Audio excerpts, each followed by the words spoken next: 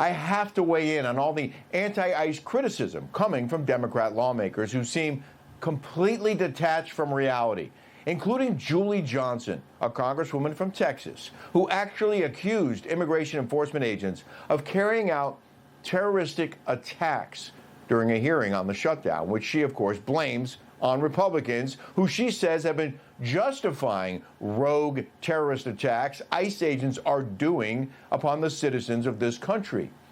Then she said what's happening should never be allowed to happen in this country, without providing any specific examples, of course, of the alleged terrorism. America has been enforcing immigration law for almost 100 years, beginning back in 1933 with the creation of the Immigration and Naturalization Service, or INS, which was replaced by ICE in 2003. And as we mentioned many times before on this program, ICE has been following the same rules while enforcing the same laws to capture, detain, and deport illegal immigrants under every single president since the agency was formed. So, no, Congresswoman, ICE is not perpetrating terror attacks against U.S. citizens.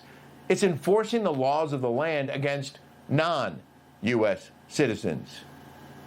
It's shocking, I know, that an elected member of the House of Representatives wouldn't understand this, even though she took an oath to uphold the U.S.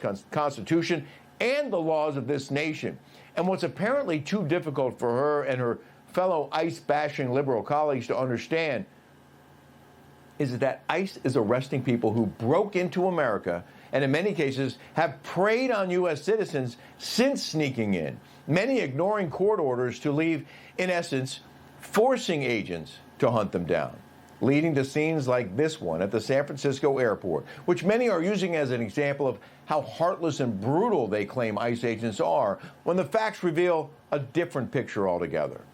The woman who was cuffed, Angelina Lopez Jimenez, a native of Guatemala, crossed the border illegally back in 2018 and then skipped mandatory check-ins with authorities and failed to show for a court hearing, leading a judge to order her and her young daughter to be removed from the U.S. 7 years ago. And ICE agents who were not deployed at the airport got tipped off recently she was actually there. They tracked her down. They had to chase her down when she tried to run from them in the terminal. This is what ICE agents have to do every day. And while it's upsetting to see a young girl cry, it's her mom who's to blame for illegally entering this country and failing to follow the rules when she got here. There are far too many politicians performatively slamming ICE to gain sway with liberal voters, including Illinois Governor J.B. Pritzker, a billionaire who benefits not just from state police protection around the clock, also private security details, keeping him and his family safe 24 hours a day, 7 days a week. But he still objects to federal agents locking up illegal criminals to make streets safer for regular citizens who don't have troopers and bodyguards watching their backs. Last Thursday morning, an 18-year-old Loyola University student named Sheridan Gorman, who was just hanging out with her friends, was shot and killed on the Chicago pier by an illegal alien named Jose Medina, a Venezuelan who illegally entered the U.S. in 2023 and was one of the millions of illegals released into America by the Biden administration. And Pritzker, who's been welcoming and harboring illegals in Chicago, a sanctuary city, and Illinois, a sanctuary state, had the nerve to blame the Trump administration for the murder. In a statement, the governor said, "This has been a terrible tragedy, and I know the Gorman family has suffered mightily. There have been real failures. Those failures, of course, extend beyond the borders of Illinois. That's their national failures, a failure to have comprehensive immigration reform, a failure of the president to follow his own edict to go after the worst of the worst." Can you believe that? A guy who criticized President Trump daily for sending immigration agents to his state to capture dangerous illegal criminals, blamed the agents for creating chaos, told them to, quote, "Get out of Chicago, you're not helping us," now says it's their fault and the president's fault for not catching one of the many dangerous criminals the governor has been protecting this whole time, blaming the president even though the governor repeatedly called for the crackdown to end and for agents to leave. This is beyond arrogant and irresponsible and outrageous. It's disgusting behavior. Inviting criminals to stay, protecting them, attacking the federal agents hired to catch them, and then blaming the government for not stopping a killer the governor was trying to shield from capture the whole time. And it's not just lawmakers spreading this insanity. After the Loyola student's murder, the university's newspaper issued an apology to her accused killer. The paper, known as the Phoenix, said it was sorry for calling Jose Medina an illegal immigrant instead of a, quote, Rogers Park resident.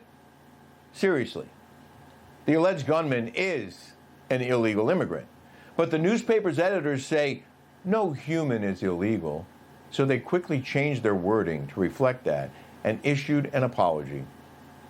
Can you imagine being the young victim's parents and seeing that less than a week after their daughter was murdered in cold blood for absolutely no reason, allegedly by a guy who had no business being in this country in the first place, and then the newspaper of the school you paid tens of thousands of dollars to educate, feed, and house your daughter apologizes to the guy who cops say pulled the trigger for calling him exactly what he is instead of the woke speak their guidelines call for.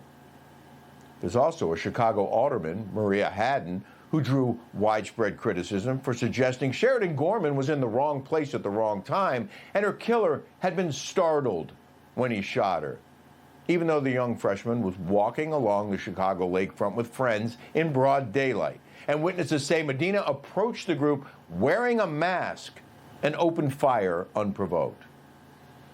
Chicago's mayor is also refusing to apologize for the city's sanctuary policies that led to that murder, while continuing to call for ICE to be abolished, and then trying to reassure parents at the same time that his city is safe and they should send their kids to college in Chi-Town, saying community safety is still his top priority.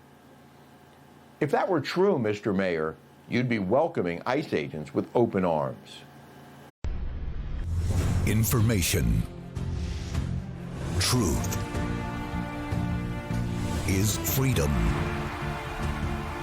Is Newsmax.